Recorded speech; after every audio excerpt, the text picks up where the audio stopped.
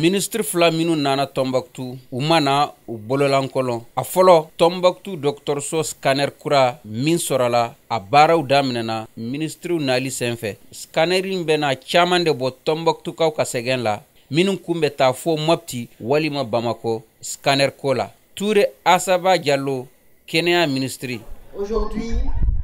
biya don badi Tombouctou ma Tombouctou ya yɛrɛ ka scanner sɔrɔ mun bi se ka baara caman kɛ Tombouctou tɛ taa Bamako bile scanner kol an bi Allah barka da mɔgɔw bi se ka furakɛ yan an bi taa kɛnɛyaso fana la ka taa lajɛ min de bi taa ɲɛ ani baara wɛrɛ min kan ka kɛ.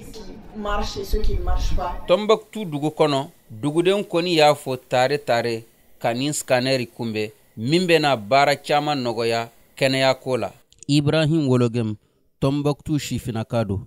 Alhamdulillah a kɛra tare Nord-Kaw ma précisément à Tombouctou ici parce que san caman kɔnɔ sɛgɛn caman yɛrɛ la degun caman yɛrɛ la fɔlɔ ni banabagatɔ kan ka sɛgɛsɛgɛ an b'a ta ka taa Moti dɔgɔtɔrɔsoba la ou bien ka taa n'a ye fo Bamako bi bina a kɛra nɔgɔya Nord-Kaw ma hôpital ba ye scanner sɔrɔ vraiment an tɛ se ka foyi fɔ an b'a fɔ dɔrɔn Mali kura n'a hɛrɛ kura bi ka tabati a barika.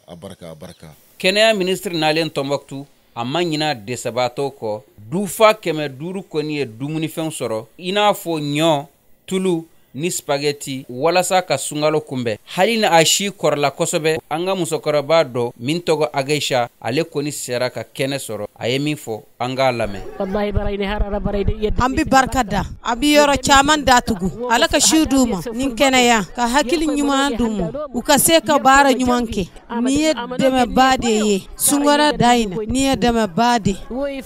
Tombouctou mara kɔni bɛ ka basigi sɔrɔ dɔɔni ka sabu kɛ kabini Mali wolomasiri tabaw kɔni ye bɛrɛ minɛ uti kalo la san 2023 bingani wale ka mɔgɔw wɛlɛkura dugu kɔnɔ a mɛnna maaw kɔni tɛ ka o kumaw mɛn dugu kɔnɔ nga hali bi yɔrɔ dɔw bɛ mara kɔnɔ minnu bɛ ka lakanako kɔnɔ. Ni Aluseyin Alhaji ka laseli ye VOA Bambara tɔgɔ la ka bɔ Tombouctou.